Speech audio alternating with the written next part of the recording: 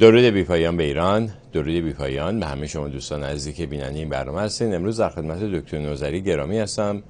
در مورد موضوع ژن می‌خوایم با هم صحبت بکنیم و از یک زاویه متفاوت می‌خوایم بهش بپردازیم. میریم پیش دکتر نوذری گرامی. دکتر جان درود بر شما.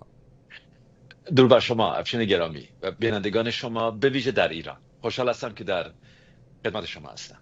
سپاسگزارم، سپاس از اینکه وقت دادیم به ما و اجازه دادیم که ما از دانش شما بهره ببریم.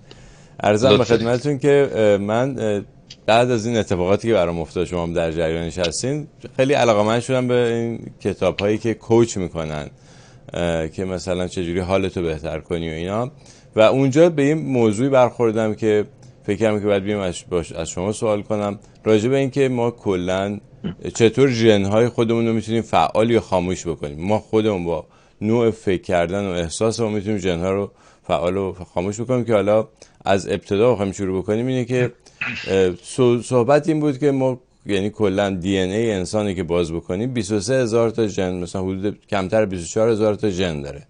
سوال پرسش اول این هستش که اصلا ژن چی هست؟ اصلا برای چی میگن این یک ژن هست؟ پرسش بسیار خوبی هست. ببینید، ژن یک واحد اطلاعاتی است. یعنی اطلاعاتی درش نهفته است و واحد اون هست. ببینید، شما روی دی ان هم قرار گرفته. حالا دی ان هم در هسته سلول قرار گرفته. پس بریم نخست سراغ اون دی ان. شما اگر سری بزنید به درون هسته سلول خودتون، یه نوار اونجا نشسته که نام اون هست DNA، DNA سرشناس. و بارها در برنامه شما گفتم، در کمال حیرت اگر بازش کنید، چون در خودش پیچیده، میشه 2 متر، در حالی که سلول رو نیازمند به میکروسکوپ هستید تا ببینید. اما چگونه در این فضای به این کوچگی جا گرفت اگر 2 متر هست؟ چون پهنای اون 2 نانومتر هست، 2 نانومتر هست و در خودش میپیچه و اون پیچیدگی هم در خودش میپیچه. یک پدیده فوق‌العاده است در طبیعت و تا اون جای پیش میره که میتونه خودش رو جا بده در این فضایی که 400,000 بار از خودش کوتاه‌تره. 400,000 بار از خودش کوتاه‌تره. حالا پس این دی ان رو از هسته سلول میاریم بیرون و بازش میکنیم، 2 متره. روی این دی ان ژن ها نشستند. ژن چی هست؟ واحد اطلاعاتی است و دارای 4 حرف هست و نام این حرف ها هست نوکلئوتید. برای که درکش ساده تر بشه، ببینید زبان فارسی، نام اون حروفی که در زبان فارسی هست چی هست؟ الفبا. در این الفبا چند تا حرف هست؟ 32 تا. حالا زبان انگلیسی، نام اون حروفی که در زبان انگلیسی هست چی هست؟ آلفابت. چند تا حرف در این آلفابت هست؟ 26 تا. حالا بریم به سراغ موسیقی. اون زبان نامش چی هست در موسیقی؟ نوت. چند تا حرف در درون اون نوت هست؟ 7 تا. حالا بریم به سراغ زندگی، بریم به سراغ دی ان. نامش هست دی ان. روی این دی ان ژن هست. چند تا حرف در درون این ژن هست که شد آلفا بت حیات، شد الف بای حیات، شد نوت حیات؟ 4 تا. نام اونها چی هست؟ نوکلئوتید. شما در نوت میگید دو ر می فا سو لا سی. در فارسی میگید الف ب پ ت. در زندگی به این نوکلئوتیدها میگید آ، ت، جی و سی. ای، تی، جی و سی 4 تاست و نام هر کدوم از اونها هست نوکلئوتید. حالا اینها میتونن به شیوه های متفاوتی کنار هم قرار بگیرند و تولید پروتئین کنن به ویژه. یعنی گفتم که هر ژن یک واحد اطلاعاتی است. آگاهی میده برای ساختن چیزی. آگاهی میده برای ساختن چی؟ برای ساختن مولکول، به ویژه پروتئین ها یا مولکول هایی که یک عمل کردی دارن، یک کاری قرار هست که انجام بدن. و همونطور که اشاره کردید ما بالای 20 و چند هزار ژن داریم، اما ما دارای چند صد هزار پروتئین هستیم. چطور امکان پذیر هست؟ تنها یک راه حل داره که یک ژن تنها یک پروتئین نسازه. یک ژن بتونه 2 تا پروتئین رو، نقشه راه رو به سلول بده، یا 3 تا رو، یا 4 تا رو، یا 5 تا رو. اینه که خیلی مهم هست برای بینندگان شما این رو متوجه بشن. چرا این رو میگم؟ چون بسیاری در دی ان ای یخ زدند، یعنی فکر کردند روی دی ان ای ژن ها نشستند و این ژن ها الا بلا دیگه ردخور نداره. وقتی که گفت من این کد رو دارم و این ژن، این پروتئین رو باید بسازید، همونی هست که گفتم، در حالی که اینطور نیست. درسته که ژن یک واحد اطلاعاتی است و شیوه ساختن پروتئین یا یک مولکول دیگر رو میده، اما این ساختار سلولی است که سرانجام تصمیم میگیره چه پروتئینی ساخته بشه، نه ژن. بنابراین جبری به اون صورت در ژن‌های ما نهفته نیست، پیچیده تر از اون هست. برای نمونه فرض کنید که شما اگر 1 و 2 و 3 و 4 رو کنار هم بگذارید یک مولکولی ساخته بشه، اما این امکان وجود داره برای سلول که 2 رو حذف کنه، بگه 1 و 3 و 4 اینها رو بذارید کنار هم، فلان مولکول ساخته میشه. این آجر حیات، این نوت‌ها رو، این حروف رو. یا به جای 1 2 3 4 بگه 1 4 2 3. جالب نیست؟ یا به جای 1 2 3 4 بگه 1 3 2 4. یعنی جاهای اینا رو که عوض میکنه یک مولکول تازه ایجاد میشه. بنابراین دنیای دیگری هم وارد بیولوژی شد و اون دنیای اپیژن ها بود. اپیژن ها یعنی اتم هایی، مولکول هایی که اونها میتونن اول ژن ها رو روشن و خاموش کنند، یعنی همون ژن رو که قرار هست روشن بشه خاموشش کنند. و این به ویژه میتونه تحت تاثیر محیط بیرون هم باشه. مثل چی؟ در آغاز فرمایشات خودتون اشاره کردید به این مسئله. برای نمونه قصه، غم و قصه، افسردگی، دلنگرانی، دلشکستگی. در کمال حیرت امروز میدونیم که به راستی اینها میتونن روی این بیان ژنتیک اثرگذار باشند. ورزش بدون تردید. و یادتون باشه بدن انسان یک داروخانه است. شما هر چی که بگید در این داروخانه بدن انسان پیدا میشه. برای نمونه تعجب نخواهید کرد اگر من به شما بگم بدن شما مورفین هم حتی داره. حالا درکش راحت تر بشه مثل تریاک. اندورفین دیگه. چرا در بسیاری از موارد در گذشته به ویژه این طب سوزنی رو فکر میکردن که معجزه میکنه؟ این در واقع در بسیاری از موارد این سوزنها باعث آزاد شدن اندورفین میشن و این اندورفین درد رو از بین میبره، اما متاسفانه اثرش زودگذر هست و به همین دلیل در مورد طب سوزنی این همه ضد و نقیص هست. حالا نمیخوام وارد اون دنیا بشم. یا برای نمونه کورتیزول. شما قصه میخورید، افسرده هستید، بدن شما کورتیزول ترشح میکنه.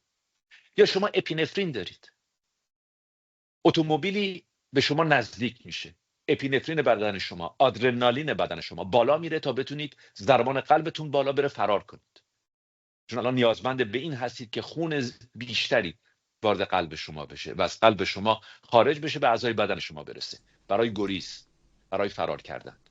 یا تغذیه. شما موادی رو استفاده میکنید که تولید تورم میکنند، در مقابل شما غذایی رو استفاده میکنید که سالم هستند، تولید تورم نمیکنند. بنابراین بگذارید خلاصه کنم اون چه که تا به حال گفتم. بنابراین ژن چی هست؟ ژن واحد اطلاعاتی است. چه اطلاعاتی درش نهفته؟ ساختن پروتئین یا هر مولکول دیگری که عمل کردی در بدن داره. کجا قرار گرفته؟ روی دی ان ای. چند تا حرف داره؟ 4 تا. A، G، C و T. این 4 حرف است و به گونه‌های متفاوت کنار هم قرار می‌گیرند. و ببینید خیلی درک این مسئله مهم است افشین گرامی. بنابراین یک ژن به یک پروتئین ختم نمیشه. ما اینطور فکر می‌کردیم. اما امروز می‌دونیم عوامل زیادی در این برهم کنش شرکت میکنن، از جمله خود شما، و از جمله روان خود شما، از جمله حال و هوای خود شما و اینکه چگونه با این بدن خودتون ارتباط برقرار میکنید. و به همین دلیل هم هست که اون هیجانی که در مورد ویرایش ژن‌ها ایجاد شده بود چند سال پیش کمی فروکش کرده. ویرایش ژن یعنی چی؟ ویرایش ژن یعنی اینکه همکاران ما گفتن که خیلی خوب، اگر این ژن فرمول ساختن پروتئین رو داره، ما بیایم این رو دستکاری کنیم، خودمون جای اون حروف رو عوض کنیم، جابجا کنیم تا اون چیزی رو بسازه که دلمون میخواد.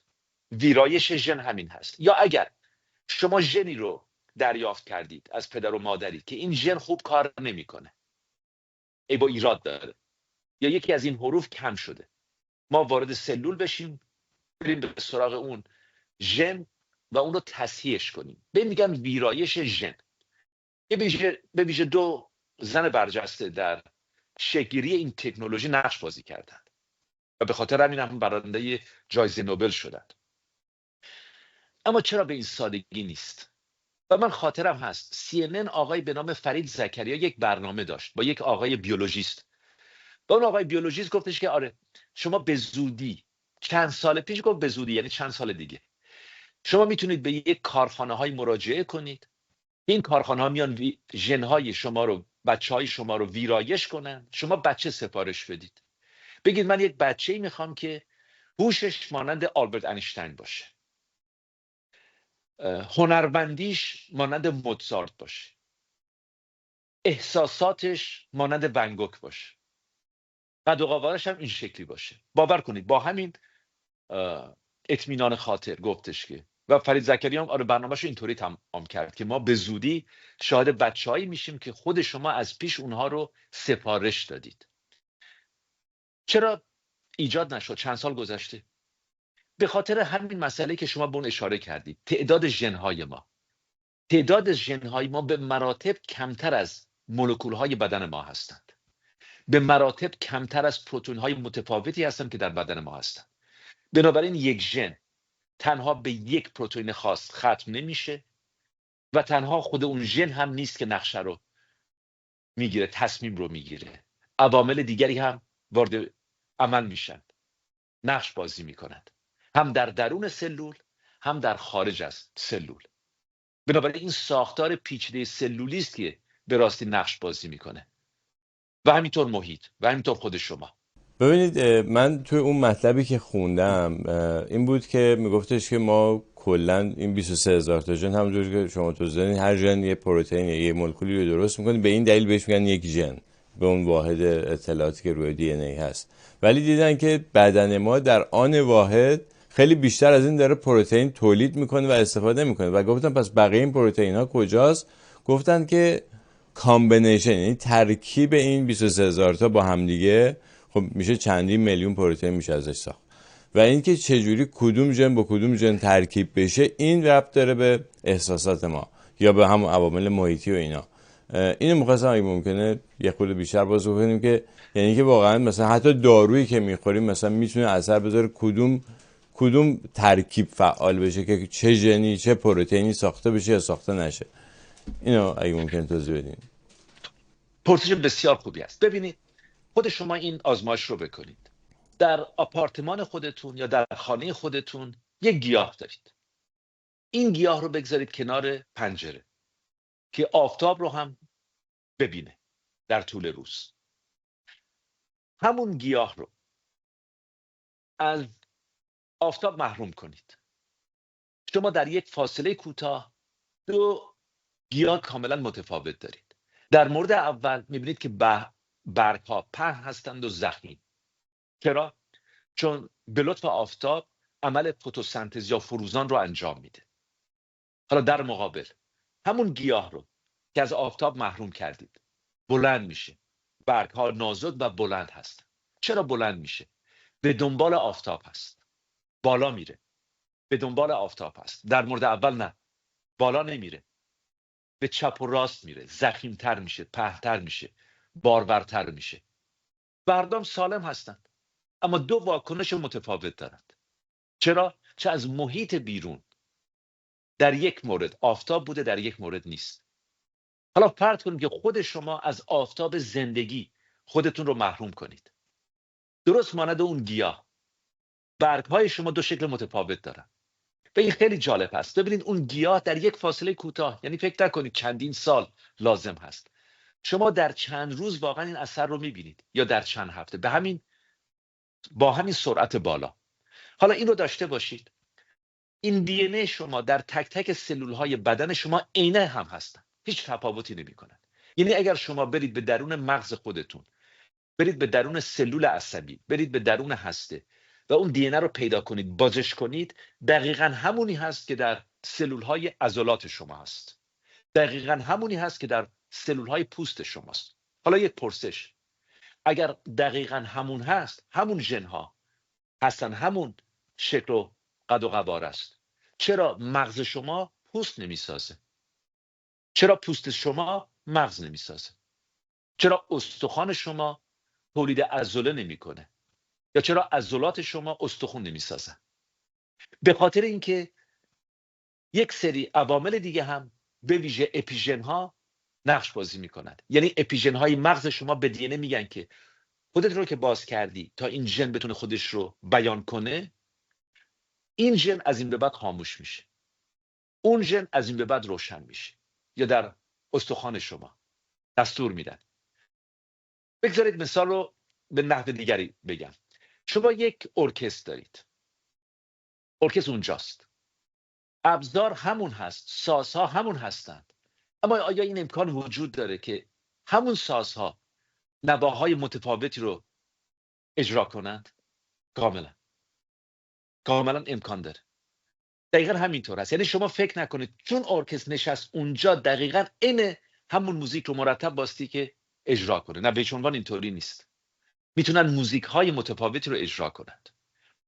یا شما برید به بیرون، شما درختی رو میبینید، سالها این درخت رو دنبال کردید که ببینید نزدیک فرض کنید فلان ماه که میشه این برگ‌های اون شروع میکنن به زرد شدن. یعنی زمانی هست که درخت آماده میشه تا به خواب بره، چون دارید به پاییز و زمستان نزدیک میشید.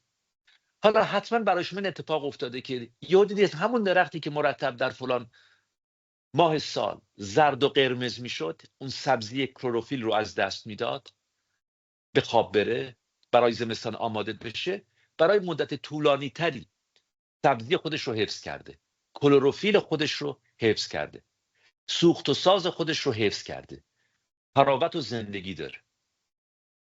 و متوجه میشید که اون سال به ویژه فصل تابستان طولانی تر بوده، زمان بیشتری طول کشیده. حتی شنیدی در خاطراتون، یا مثلا در یک باغی، در یک دشتی همینطور هست. و این واقعا تا اونجایی پیش میره که در مورد حیوانات هم شما نتیجه اون رو میتونید ببینید. مدتی پیش آزمایشی انجام شد در مورد بچه هایی که موشی به دنیا میاره. این بچه ها رو، برخی از اونها رو محروم کردن از لیست زدن مادر. یعنی مادر این بچه های نوزادان خودش رو طبق معمول در آغوش، کاملا بچه موشا، و یک سری دیگر رو محروم کردن از نوازش مادر. اون بچه هایی که محروم بودند کمی که بزرگتر شدن دیابتیک شدن، بیماری قند پیدا کردن، وزن بالا، بیماری قند و دچار استرس شدید، یعنی واکنش بیش از اندازه به محرکات بیرونی. حالا این جالب هست، همون بچه های موش رو برگردوندن به دامان مادر، یعنی مادر دوباره اینها رو لیس بزنه. جالب اینجاست که بسیاری از این عوامل برگشت پذیر بودن، یعنی سلامتی رو دوباره کم و بیش پیدا کردن. همون مادر، همون بچه ها، همون کم و بیش دی ان ای. اما شما میبینید که چگونه اون آغوش مادر نقش بازی کرده در بودن یا نبودن یک بیماری جدی، یک بیماری که میتونه طول عمر حتی اون نوزاد رو به مراتب کوتاه‌تر از خواهران و برادران خودش بکنه. اما از بینندگان شما میخوام که حتما این تجربه گیاهان رو در خانه خودشون انجام بدن. یک گیاه رو بگذارن کنار دریچه و خیلی کم باز کنن دریچه رو برای رسیدن آفتاب. به یک گیاه مشابه رو 1 متر اون طرفتر، حتی 1 متر اون طرفتر، تمام رفتار شما هم مشابه باشه. به همون اندازه به هر دو کود بدید، به همون اندازه به هر دو آب بدید. میبینید که همون گیاه از همون خانواده با همون سن و سال کاملا 2 واکنش متفاوت داره. و ما داریم از آفتاب صحبت میکنیم و ما داریم از یک گیاه صحبت میکنیم. حالا برید و از یک انسان صحبت کنید. فرض کنید افشین، خود شما الان در مقابل هزاران عامل بیرونی هستید. حالا ممکنه شما فکر کنید که فقط خب آفتابی هست و غذایی هست و ورزشی هست و در 12 تا عامل هست دیگه. نه، اگر من از شما بپرسم تعداد این عوامل چند تاست، پاسخ علمی این هست: از تصورش از ذهن شما خارج هست. درست مانند آسمان شب هست. چقدر ستاره در این آسمان هست؟ به همون اندازه عامل در کار هست. بنابراین باید که سعی خودمون رو انجام بدیم.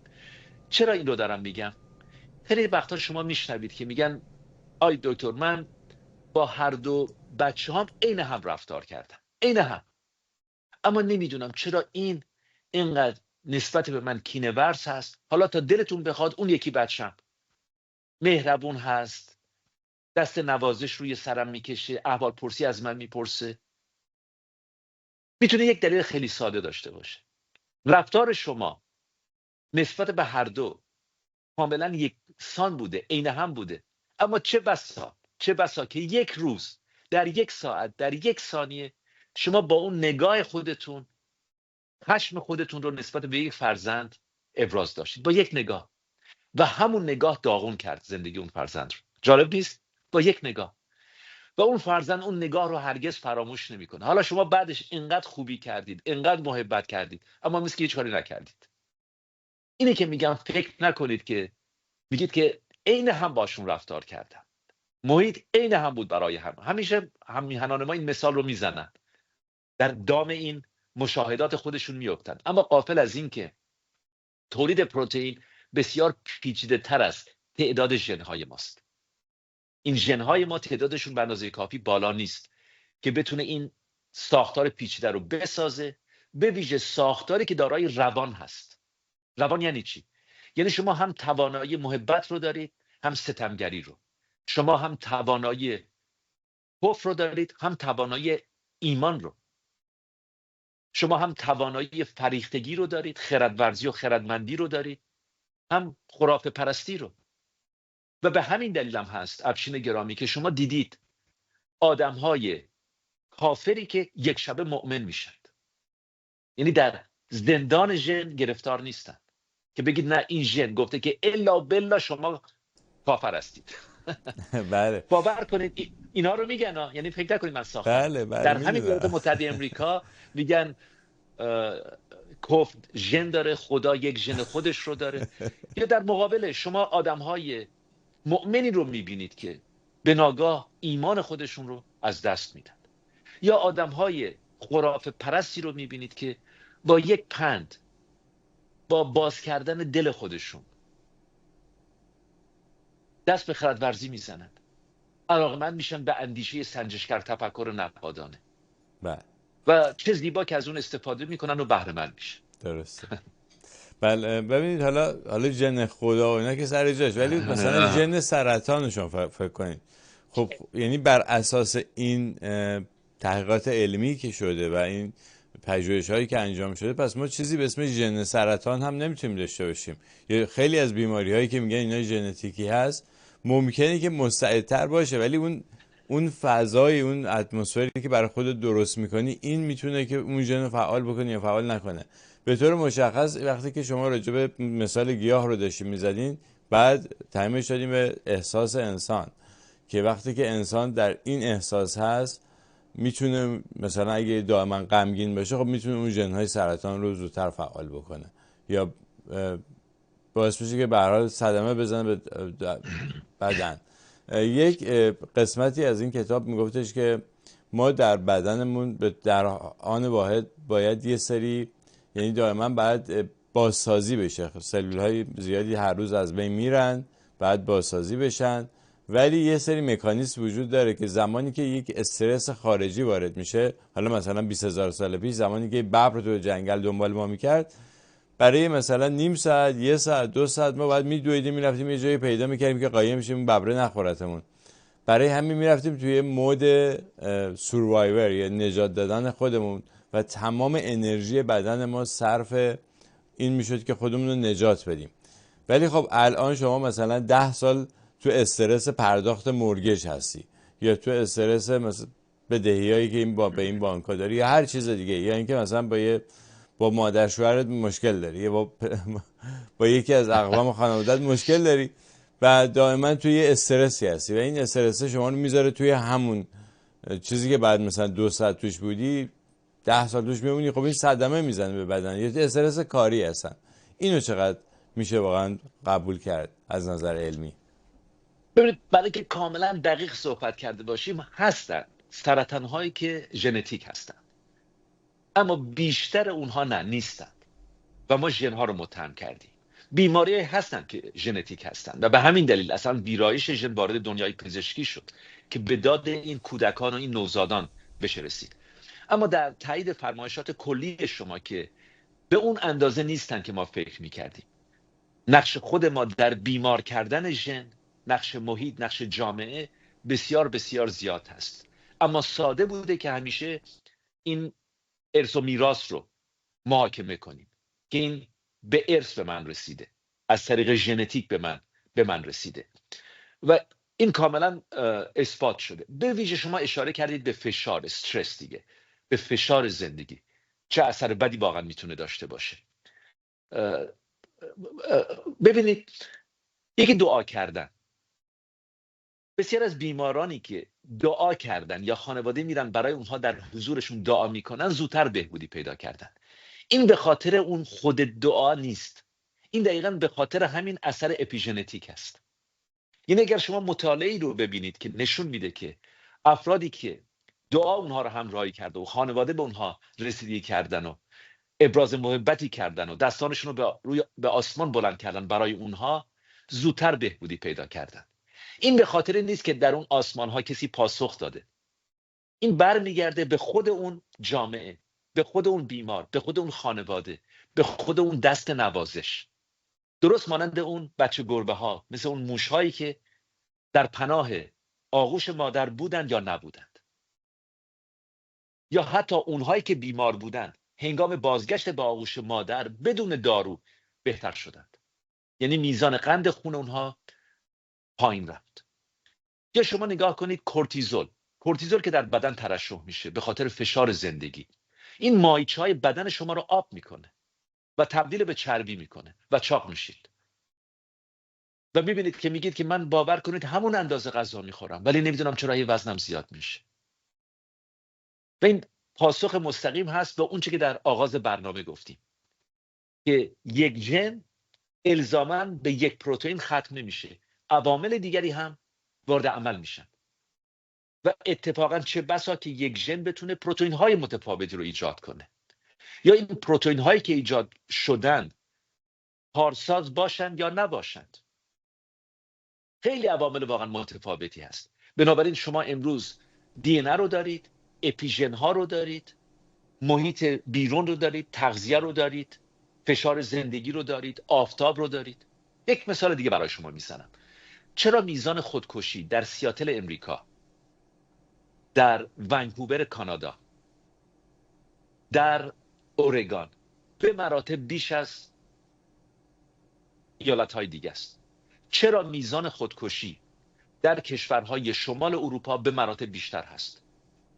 مرفه هستند، زندگی خوبی دارند، درآمدهای بالا دارند، سطح تحصیلات بسیار بالاست، بسیار بالاتر از بسیار از کشورهاست، اما میزان خودکشی هم بالاست به خاطر محرومیت از آفتاب. شما وقتی که سیاتل تشریف میبرید، با روانشناسان که صحبت میکنید به شما خواهند گفت که اثر مستقیم داره در افسردگی و به همین دلیل افسردگی بالاست. یعنی درآمد بالاست، آدم سالمی است، مشکلی نداره، کار خوب داره، زندگی خوب داره، اما دیر یا زود دچار افسردگی شده به خاطر اینکه کم و بیش هر روز بارون میاد، کم و بیش هوا گرفته است. حالا در مقابل شما سری میزنید به ایالت هایی که در معرض خورشید هستن یا آفتاب هستن. حالا سری بزنید به اروپا.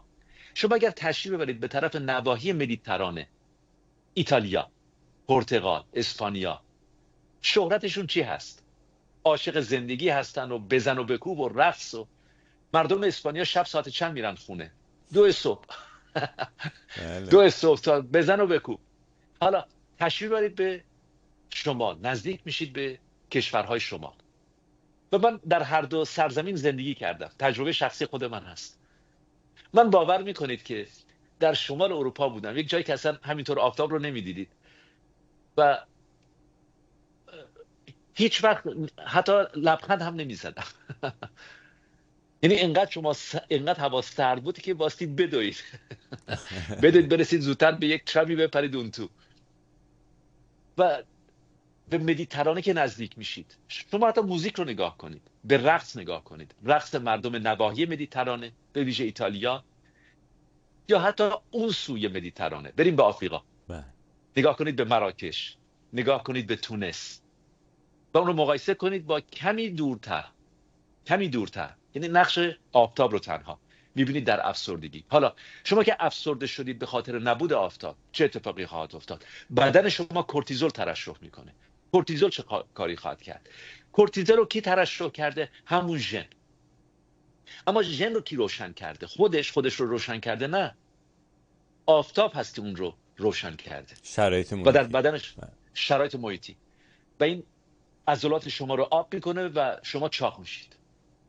حالا شما آدم‌هایی رو دیدید که وزن زیادی دارن و یکو بلند میشن و تصمیم میگیرن که برن ورزش و غذای سالم بخورن و اینها لاغرتر و لاغرتر میشن، اما وزنشون میره بالا و به شما میگن عجیبه، من لاغرتر دارم میشم ولی خودم رو که وزن میکنم وزنم رفته بالا. چرا؟ چون اون چربی ها دارن تبدیل به ماهیچه میشن، تبدیل به عضله میشن و عضله سنگین‌تر از ماهیچه است. بنابراین شما لاغرتر میشید، اما چون عضله میسازید، چون ماهیچه میسازید، وزن شما میره بالا و این خبر خوبی است، خبر بدی نیست. استخوان چی؟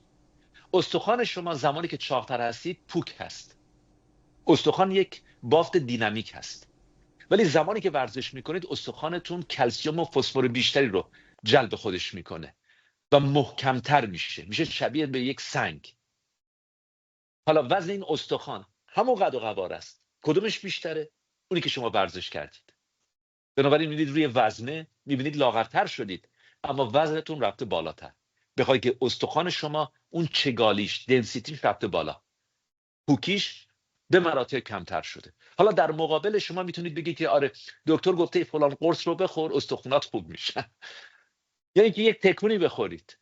در ایالات متحده امریکا شرکت های داروسازی، میدونم شما روی این مسئله حساس هستید، این دومی رو تشویق میکنن. نه، لازم نیست این آمپول رو بزنید لاغر میشید، اشتهای شما رو میبره. حالا چه بر سر پانکراس خواهد رفت در آینده، چه بر اثر بافت اعضای دیگر بدن خواهد رفت. قصه نخورید، همه چیز عالی است. یا فرض کنید دارای پوکی استخوان هستید، فلان دارو رو استفاده کنید. شما کمتر میشنوید که بپردازن به خودمون، دوستانمون، خانواده خودمون و به ویژه جامعه خودمون.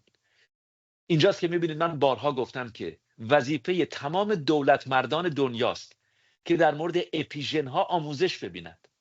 یعنی ببینند که چه نقشی دولت مردان یک سرزمین بازی میکنند در روشن و خاموش کردن ژن های هممیهنانشون. در خاموش و روشن کردن. یعنی شما وزیری دارید که بدونی که متوجه باشه پدر همین ژن ها رو در آورده. خب اما برمیگره به اینکه این دولت مردان چقدر واقعا از برخواسته از ملت باشن یا نباشن دیگه. یعنی چقدر دلشون برای مردم بسوزه، چقدر خودشون از اون مردم بدونن یا نبدونن. حالا از این بگذریم، برگردیم به ژن، راجع به اینکه همون ژن بیماری ها. چون من دیدم که مثلا یه شخصی هستش که فرض کنیم مادرش سرطان مثلا اندام تناسلی داشته، بعدن به دختره گفتن تو از همین الان برو در بیار مثلا اندام تو. این واقعا آیا مثلا میشه گفتش که حتما چون مادر این بیماری رو داشته حتما دختر هم به همین سرطان مبتلا میشه، یا اینکه نه اون شرایط محیطی اثر بیشتری داره؟ اینو چطور میشه مثلا بهش رسید؟ یا یعنی واقعا یه کسی به دنیا میاد محکوم به اینه که مثلا در بزرگسالی فلان سرطان رو بگیره؟ واقعا اینجوریه ژن‌ها ساختارش؟ من اینجا زیاد موافق با روند طبیعت نمیبینم. حالا شما به هر حال از نظر علمی بهتر میتونید توضیح بدین که آیا واقعا هست همچین چیزی اینطوریه؟ بریم سراغ انجلینا جولی. بله. شما دارید قصه زندگی اون رو تعریف میکنید. چون در خانواده او، خاله او، مادر او دچار سرطان سینه بودند، نگاه کردن به دی ان ای انجلینا جولی و در دی ان ای او ژنی بود که این ژن میتونه شما رو به قول امریکایی‌ها پردیسپوز بکنه، یعنی شما رو در معرض سرطان گرفتن قرار بده. آیا این به این معناست که انجلینا جولی حتما سرطان پیدا میکرد چون در خانوادش هست و این ژن رو هم داره؟ نه، اما باعثی به تصمیم او احترام گذاشت، چون شانس ابتلای او به سرطان بیش از یک آدم معمولی است. بنابراین تصمیم یک تصمیم حساس هست. اما این رو هم باستی بدونیم که در مورد همین اتفاق نمیفته. خود من مریض داشتم که یک دختر خانم جوانی است، اون هم در خانواده او این مشکل بود در مورد مادر بزرگ، خاله، و بنابراین تست دی ان رو کردن و اون هم ژنی داشت که میتونست اون ژن در صورتی که عواملی روی اون اثر بگذارن این بیماری رو ایجاد کنه، نه اینکه الزاما ایجاد میشه. اما تصمیم با اونهاست، یعنی یک متخصص ژنتیک باسی بشینه با اونها صحبت کنه، چون اونها دیگه در مورد کاتگوری آدم‌های معمولی نیستند. شما این استعداد در ژن‌های شما هست که این بیماری رو ایجاد بکنه به مراتب بیش از سایرین. و این بیمار خود من هم تصمیم گرفت که این کار رو انجام بده، یعنی برداشتن سینه ها، که دیگه خیالتون راحت باشه که خیلی خب من نمیخوام همون گرفتاری که مادرم داشت پیدا کنم. حالا چرا این تصمیم بزرگ رو گرفتن هم آنجلینا جولی یا این دختر خانم؟ به خاطر اون سختی هایی که مادر او و مادر بزرگ او و خاله او داشتن و این در خردسالی شاهد اون ناراحتی ها بود، شیمی درمانی، پرتو درمانی، مشکلات زیاد و آخر هم فوت کردن، از بین رفتن. اما به طور کلی بسیاری از عواملی که ما فکر میکنیم که ژنتیک هستن و هیچ کاری از دست ما ساخته نیست، در تایید فرمایشات شما نه، کاری از دست ما ساخته هست. و اون چه کاری هست؟ ببینید، جامعه سالم، اما جامعه سالم نیازمند به آموزش هست. به شما یک مثال زدم، گفتم که شما با یک نگاه میتونید یک سری اپیژن رو روشن یا خاموش کنید، با یک نگاه. بنابراین شما نگاه خودتون رو دست کم نگیرید. شما آموزگار هستید، بسیار آموزگار خوبی هستید. یک روزی عصبانی بودید، رفتید سر کلاس به یک دختر خانمی، یکی از دانش آموزان خودتون، یک بی احترامی کردید. این بی احترامی میتونه تمام کارهای چندین ساله شما رو داغون کنه. اون یک نگاه، اون یک واژه میتونه همه چیز رو به هم بریزه. اینه که شما میبینید که چقدر بدن انسان حساس هست و به همین دلیل هم هست که انسان موفق شده هنرمند بشه، آهنگ بسازه، شعر بگه، به خاطر همین حساسیت هاست. یعنی این حساسیت ها به ما کمک کردن، اما میتونن بلای جان ما هم بشن. چه بله. بهتر که ما آموزش ببینیم، چه بهتر که مرتب آموزش ببینیم. ببینید شما برای نمونه احترام گذاشتن به دانش آموزان میبینید که تشویق کردن باعث میشه بهتر یاد بگیرن. حالا چرا راه دور بریم به سراغ مبارزه سرشناس نبرد بسیار معروف جورج فورمن و محمد علی. محمد علی زندان رفته، اون قدرت همیشگی خودش رو نداره، سرعت همیشگی خودش رو نداره. حالا جورج فورمن چه کسی است؟ آدمی است که یه مشت میزنه به یه گاو میمیره. همه میترسن از این آدم. جو فریزر رو داغون کرده، جو فریزری که محمد علی رو شکست داده بود. و اینها تصمیم میگیرن که یک نبردی با هم داشته باشن، نبرد سرشناس جورج فورمن و محمد علی کلی. و همه به محمد علی میگن که این میکشه تو حریف این نخواهی شد. حالا ببینید چه اتفاقی میفته، چرا این برای همیهنان ما مهم هست و به ویژه جوانان ایران. محمد علی میره به اون جایی که قرار این مبارزه برگزار بشه، خارج از امریکاست، و در چند هفته‌ای که مونده خودش رو آماده کنه، میره و با مردم ایجاد ارتباط میکنه. میره در خونه مردم. این روزا که صبح بلند میشه بره بدوه، میره وامیسته، با این صحبت میکنه، با اون صحبت میکنه، اونها رو در آغوش میگیره و فکر میکنه و فکر میکنه. حالا جورج فورمن با بادیگارد های خودش میاد و این سگ های بزرگ ترسناک که کسی بهش نزدیک نشه، چون از خود راضی است، متکبر هست، پولدارم که شده، قدرتمندم که هست، خیالش هم راحت هست که یه مش میزنه کار محمد علی رو هم تمام میکنه، چون همه میدونن از لحاظ تکنیکی قدرت او به مراتب بیشتر است. حالا مبارزه شروع میشه، راند اول و راند دوم و راند سوم و محمد علی همینطور داره مشت میخوره، گارد خودش رو بسته روی سینه های خودش و چهره خودش و داره چپ و راست مشت میخوره. اما یک چیزی میگه که ما نمیدونستیم، بعدها فهمیدیم. همینطور که مشت میخوره دم گوش جورج فورمن بهش میگفته جورج همین بود زور تو، و این جورج رو عصبانی میکنه، بیشتر مشت میزنه. باز هم همینطور که محمد علی داره مشت میخوره، دهان خودش رو نزدیک گوشای جورج فورمن میکنه، میگه همین بود زور تو، و این رو خسته میکنه و راند هشتم سرشناس معروف با یک مشت جورج فورمن نقش بر زمین میشه. و در تمام این مدت مردم فریاد میزدن علی بومبایه، علی بومبایه، علی بکشش. مردم با علی هستن و این فریاد هزاران نفر که علی رو صدا میزنند داغون میکنه جورج فورمن رو. خود جورج فورمن بعد از این مسابقه 2 سال دچار افسردگی میشه و میره بیمارستان رو با محسنی خداحافظی میکنه و حتی زمانی که برمیگرده میشه پاستور، یعنی کشیش مرد خدا. اون جورج فورمن بد اخلاق، خشن، متکبر، پولدار یک آدم دیگری شد، اون به خاطر اون شکست. و میگه که وقتی که مردم فریاد میزدن اسم علی رو، منو داغون میکرد. حالا چه اتفاقی افتاده؟ مردمی که هزاران نفر فریاد میزنن علی، چرا دوستش داشتن؟ چون روز قبل، 2 روز قبل، هفته قبل، 2 هفته قبل میرفت با مردم ایجاد ارتباط میکرد. و یک سری از خانم‌های که تو اون محل شرکت کرده بودن، خانم‌های این روستاها، اونجا با جادو جنبل در دور این رینگ مجتمعی جادو جنبل میکردن که جورج فورمن این خدایان بیان و 2 تا مشت غیبی بهش بزنن از این حرفا. و جورج فورمن اینها رو باور میکرده، یعنی در حالی که مشت میزده اینها رو هم میدیده. مردمی که دارن به او ناسزا میگن، جادوگرایی که دارن سعی میکنن اون شکست بخوره دودی که بلند میشه، حالا در مقابل شما هزاران نفری دارید که اسم علی رو صدا میزنن. این مسابقه واقعا نشون میده اثر اپیژن ها رو. شما ژن جورج فورمن رو دیدید که چیز کرده، آب شده رفته پایین، اصلا خبری از اون ژن ها نیست، خبری از اون آدرنالین نیست. تمام هورمون های بد شروع به فعالیت کردن، نه به خاطر علی، به خاطر استراتژی علی، نه به خاطر زورش که زورش نمیرسید به این، به خاطر استراتژی اون. بنابراین در گوشش صحبت میکرد، رویش رو خراب کنه، با مردم ایجاد ارتباط میکرد. خود علی حتی زمانی که مردم آروم میشدن، این همه مشت خورده بود و مردم گفت بگید، 2 مرتبه بگید، تشویقشون میکرد که فریاد بزنن. و شما تصورش رو بکنید، آدمی که با یک مشت یک گاو رو کشته. بله اینقدر این آدم قوی هست. اینو خواستم حتما بینندگان شما امیدوار هستم برن این رو نگاه کنن و به بچه‌هاشون هم تشویق کنن این مبارزه رو نگاه کنن، چون یک مسابقه مجتنی نیست، برای اون هست، واقعا قصه زندگی است.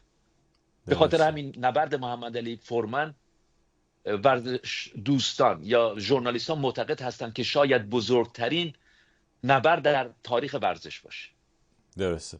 حالا بخوایم جمع‌بندی بکنیم صحبت‌های امروز رو، یعنی میخوام به اینجا برسیم که احساس ما، رفتار ما چقدر میتونه اثر داشته باشه روی خودمون و روی دیگران، روی فعال کردن همین ژن‌ها یا غیر فعال کردن اون یکی ژن‌ها. یعنی که چه کامبینیشن، چه ترکیبی فعال بشه که ما بدنمون سالمتر بشه، حالمون بهتر بشه یا بدتر بشه. برای همین این مسئولیت اجتماعی دونه دونه ما رو مشخص میکنه که چقدر است و بعد این در کل چقدر میتونه اثر بذاره. موافق هستیم با این؟ حتما. از 0 تا 10 25 اینقدر اثر گذار. یعنی باور کنید از 0 تا 10 25 هست. از تصور خارج هست. بنابراین ما یک مسئولیت نسبت به خودمون داریم. بازی با خودمون حرف بزنیم. خودتون رو در آینه نگاه کنید، با خودتون مربی خودتون بشید. زندگی رو سخت نگیریم. ببینید مثلا خود من واقعا زمانی که متوجه شدم که میلیاردها سال این کارگاه زندگی در کار بوده تا من بیام و چند سالی زندگی کنم و میلیاردها سال این کارگاه به کار خودش ادامه میده، واقعا پیش خودم گفتم حیف هست اگر قدرشناس نباشم. و همیشه در زندگی چیزی برای قدرشناسی هست، همیشه چیزی برای قدرشناسی هست. و بعد هوای همدیگر رو داشتن. یعنی خودخواه نباشین، انسان یک موجود اجتماعی است و شما هر چقدر که به دیگران برسید خود شما بهره مند میشید. ما نیازمند به دیگران هستیم. اجازه بدید یک قصه برای شما تعریف کنم که واقعیت داره. در آلاسکا میدونید که گرگ دارای فرهنگ هست. گرگ پدری میکنه، مادری میکنه، عمگی و خالگی میکنه، پسر خالگی و پسر عمگی میکنه. شاید در حیوانات ما کمتر حیوانی داریم که در فرهنگ به مقام گرگ برسه. شما در آلاسکا گرگ هایی رو دارید که به صورت قبیله زندگی میکنند، همیشه با هم هستن. گرگ بیمار میشه، گرگ دیگری در زمستان در اون برف و بوران 1 مایل 2 مایل 1 روز 2 روز همینطور سفر میکنه و سفر میکنه تا سرانجام شکار رو پیدا کنه. این شکار رو میجوه و میخورتش، اما وارد بدن خودش نمیکنه. گرگ این توانایی رو داره که ما این توانایی رو نداریم. بعد این سفر رو آغاز میکنه برای بازگشت. باز 1 روز و 2 روز در اون برف و بوران تشنه و گرسنه برمیگرده به اون قبیله. کجا میره؟ پیش اون گرگ بیمار که ممکنه برادر و خواهرم نباشه، چون قبیله زندگی میکنن. و این غذایی رو که خورده بالا میاره، مثل حالت تعبیر، این رو بالا میاره در دهان گرگ بیمار. یعنی شکار رو انجام داده، سفر رو انجام داده، سختی ها رو به جان و دل خریده، غذا رو خورده، تشنه است و گرسنه است، اما هضمش نمیکنه. و بعد این رو بالا میاره، جویده شده، آماده شده، در دهان گرگ دیگه این رو بالا میاره و گرگ رو نجات میده. مثلا واقعا این درس زندگی هست و این قصه نیست، این واقعیت زندگی گرگ هست. تا این درجه شما محبت رو در اونها میبینید، فداکاری رو در اونها میبینید و ببینید که گرگ بیمار حالش خوب میشه. اما گرگ بیمار چی؟ اون هم همین رفتار رو داره. یعنی در طول میلیون ها سال شما میبینید که چگونه اینها هوای همدیگر رو دارن و هنوز هم دوام آوردند. خیلی جالب هست، در بدترین شرایط هنوز هم دوام آوردند. ما معلوم نیست دوام بیاریم. بسیاری از متفکرین معتقد هستند که احتمالاً انسان دوام زیادی نخواهد داشت، اما این گرگ ها میلیون ها سال هست که دوام آوردند. شما این رو در مورد فیل ها هم میبینید، از اونها هم باسی درس گرفت. فیل زمانی که یکیشون رو از دست میدن، چون میدونن چقدر قصه داره، اول فیل دیگری نقش مادری رو به عهده میگیره. یعنی اون بچه یتیم بدونه که نه تو بی مادر نیستی، من هستم. نقش آموزش رو بلافاصله به عهده میگیره. چگونه راه رفتن رو یاد میدن، به ویژه هنگام عبور از رودخانه. و فیل هم میلیون ها سال هست که دوام آورده در این شرایط سخت. ببینید چه بلایی سر فیل ها آوردن، شکار عاج اونها، گرمی آفریقا، نبودن آب، اما هنوز دوام آوردن به یک دلیل: هوای همدیگر رو دارند و به مراتب بهتر و بیشتر از زندگی لذت میبرند. دلفین همینطور هست، عمر بالایی داره. فیل عمر بالایی داره. اورکا عمر بالایی داره، حتی به مراتب بیش از ما میتونن زندگی کنند. و دلیل بزرگ اون همین مدیریت هست. یعنی به نقش مدیریت پی بردن و فهمیدن که واقعا زیربنای مدیریت اعتماد هست، احترام هست، نه حقه بازی، نه کلک، نه دوز و کلک. احترام هست، احترام به هم، اعتماد به هم. و این هست واقعا پاسخ من به پرسش فوق‌العاده خوب شما. نقش خود ما، نقش دوستان ما، نقش خانواده ما، نقش دولت مردان ما. ممنون هستم. در فعال کردن ژن ما یا غیر فعال کردن ژن های بد مثلا. کاملا. کاملا. دست خود ماست. بله دقیقاً. سپاسگزارم از حضورتون. صحبت پایانی اگه دارین چیزی مونده؟ نه دیگه، خیلی خوشحال هستم که مثل همیشه از طریق شما به ویژه میتونیم با هم میهنانمون در ارتباط باشیم، به ویژه برای جوانان ایران که مایه سربلندی ما هستند و برای همه اونها آرزوی بهترین ها رو دارم که واقعا شایسته اون هستند. سپاسگزارم. شما جزو افتخارات ایران هستین و ما همیشه افتخار میکنیم که شما رو داریم و خوشحالیم که لطف شما هستین و ممنونم ازتون که تو برنامه من شرکت میکنید. سپاس، با کمال سالیجاری میل. و بدرود.